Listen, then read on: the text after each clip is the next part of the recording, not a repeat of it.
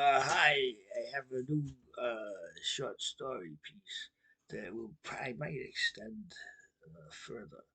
So it's called "A Myriad of Circular Nights that grew that grew both shorter and longer as time unbecame the mirrored irreflectables"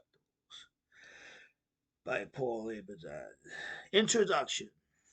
The circular nights borrowed from those long previous to them the intricate lengths of time that, seeming as if would or might, a bringer of the earliest lights of slowly waking day, neither horn nor herald to sound at the gates of Gambit there within. An ancient melody making ill at ease the waking villages, the thatched mortar and stone home fronts whereof were grouped around the winding waterways, where and across quiet yet restless, unseen footsteps could be heard growing louder and dimmer at once. The footsteps belonged not to mortals, but rather to the moment of friction that produces the pulsing flame belonging at once to whatever is singular and numerically attenuated, but as one and same in opposition each to the other.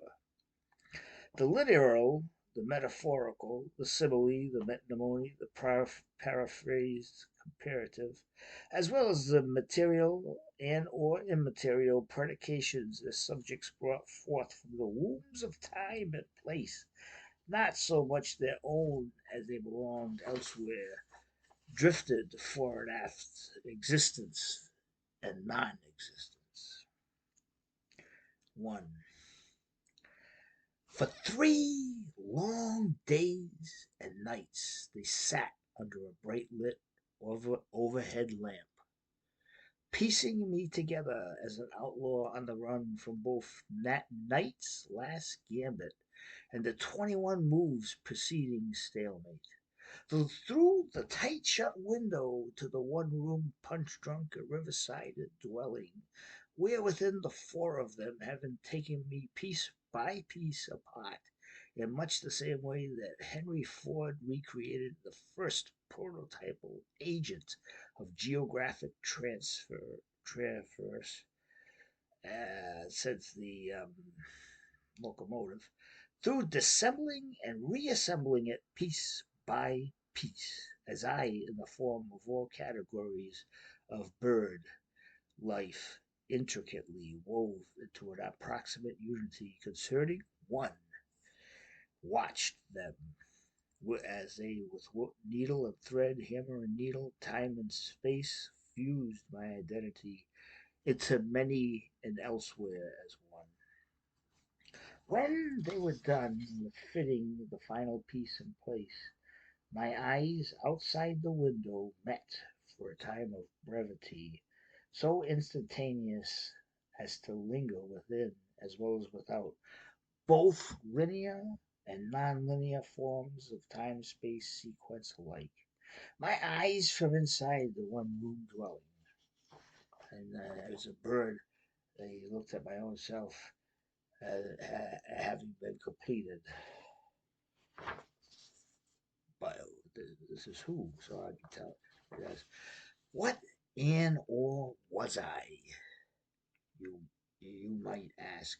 I was a certain form of quintessential bravery, only known to the addictive personality that, until the very end of time itself, will haunt humanity.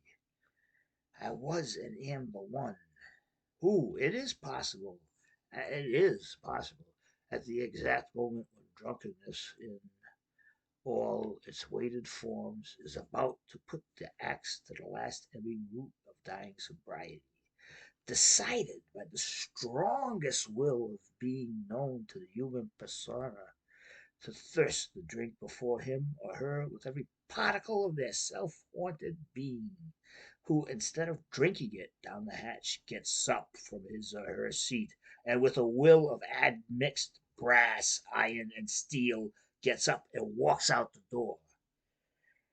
I had been the 4 men and woman who had pieced me into a singular that at that very moment I became. I long with all my mind, heart, and soul to weave from the many different branches of Oriental as well as Occidental philosophies an uncorruptible unity of realism, idealism, materialism, pragmatism, and fidium. I was the piecing together from everything cruel, dishonest, plagiaristic, and prejudicial within the human soul, and their exact but self same opposites. Their exact but self same opposites. Those being kindness, love, compassion, strength, and empathy, among others. I was and always will remain the warm morning to follows the previous bone chilling night. I was and always will be whatever, until a diversity of human linguistic exchange finds its end gameology, knocking thrice upon its own open door. Whatever translation loses to its own immutable process. If I could tear from the mirror the veil of numeric gradation as well as numeric dissension. Through geographically incurred etymologies, that's study. I don't mean study sex. I don't know how to. What's the difference in the spelling exactly, but at least I root language. Etymologies, newborn egg, I might find my own self able to mold into unison not only discovery and frontier, but as well and alike chemistry and augmentability in the dark, yet bright lit places wherewithal definition, conception, and encyclopediacity last and always first of these recreates from etymology the study of language, root meanings, its inexhaustibly nutrient fossil fuels. I was the womb containing the growing fetus, the cocoon piecing together from the moth the archetypal butterfly. I always,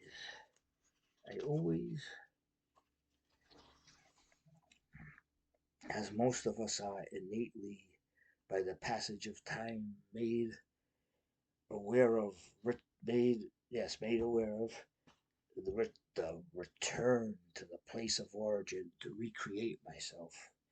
As a mother whose fetus was slowly growing into a newborn personhood deep within her,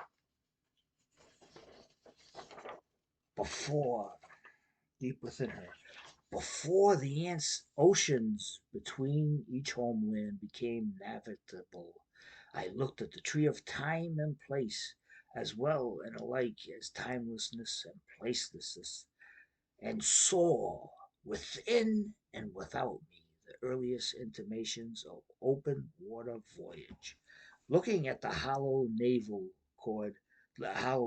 cavity just below my stomach, I slowly realized into a being neither ontologically nor epistemologically illuminated, the prototypal bridge between war and peace, arbitrarily conceived through forces and weightlessness, is far above and beyond those that were and are ours to evolve but one step below the angels.